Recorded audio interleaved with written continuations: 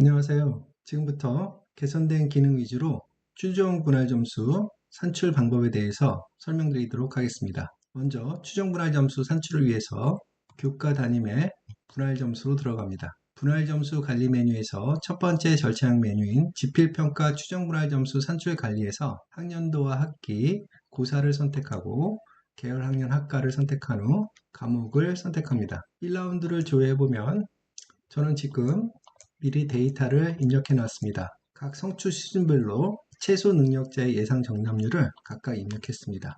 예상 정답률을 입력할 때는 5% 단위로 입력을 해야 됩니다. 다만 성취 수준 2에 대해서는 5%로 단위로 입력하지 않고 이와 같이 정수 단위로 입력도 가능합니다. 저장을 하겠습니다. 자, 저장한 상태에서 교사별 입력정보 조회 탭을 눌러보면 공통국어 1 과목에 대해서는 3명의 선생님이 수업을 들어가시는 것을 확인할 수 있습니다. 이번에 개선된 기능으로서 종전까지는 3명의 선생님이 수업을 들어가시더라도 추정분할 점수 입력은 1명의 선생님이 입력하셔도 가능하셨었습니다. 하지만 2025학년도 1학기부터는 모든 선생님이 입력하시고 마감까지 해주셔야 다음 작업을 진행할 수 있습니다.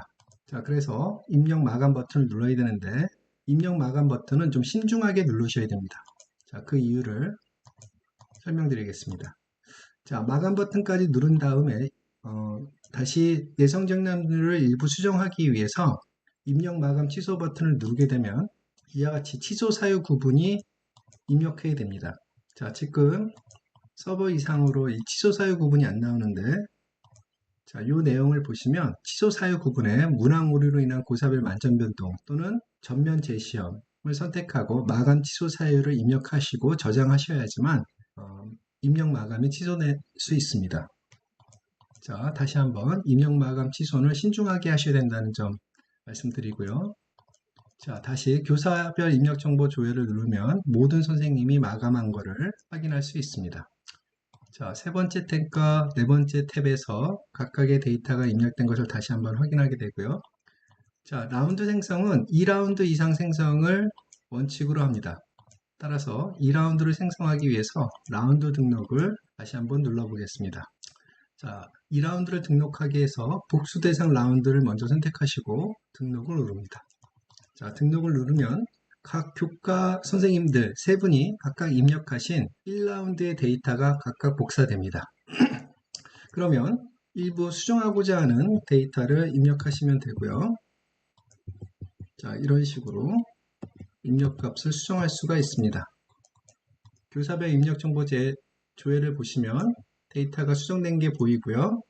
모든 선생님들이 세 분의 선생님이 전부 다 마감을 해주셔야 됩니다.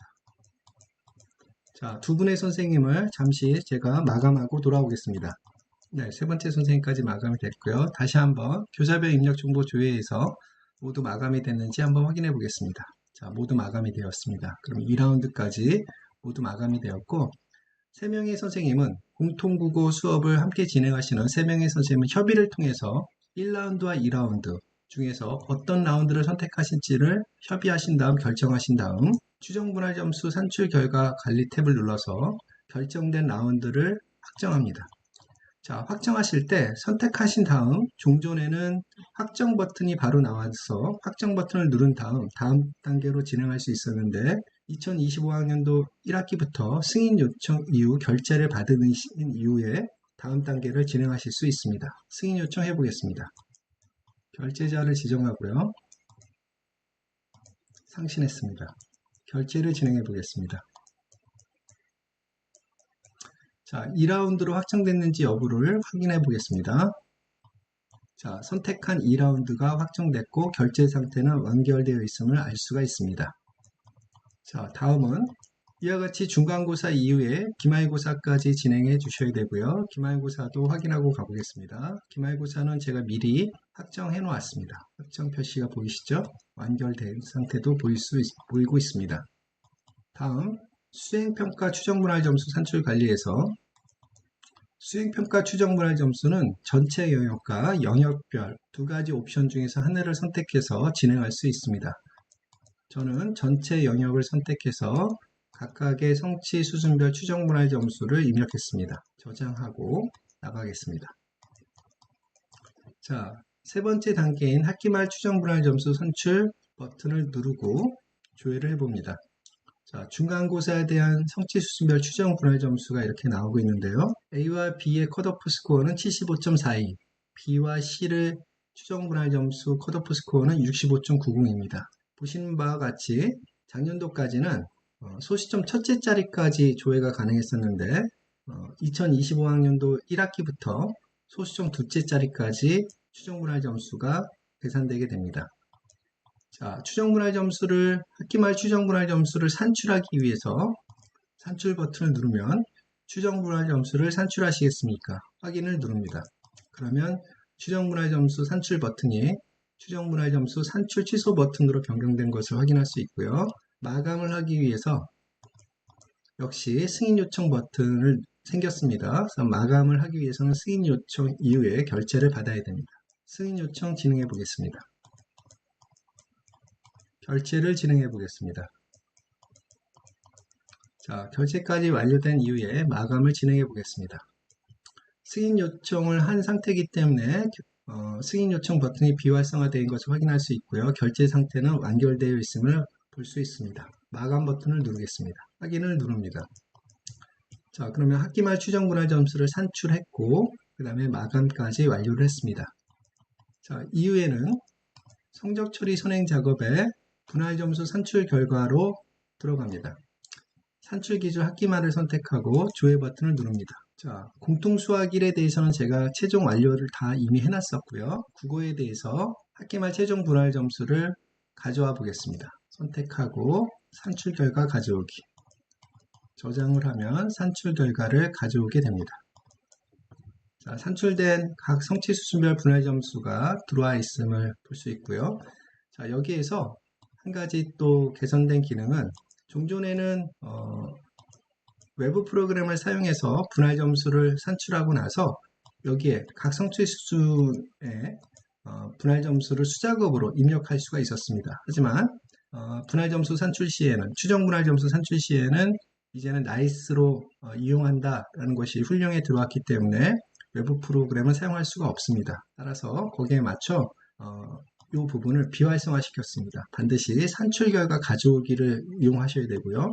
만약에 해당 과목이 고정분할 점수를 사용한다 라고 한다면 공통국어 1은 고정분할 점수를 사용할 경우 5단계를 선택하셔야 되고 이 고정분할 점수 적용을 누르시게 되면 선택을 해야 되겠죠.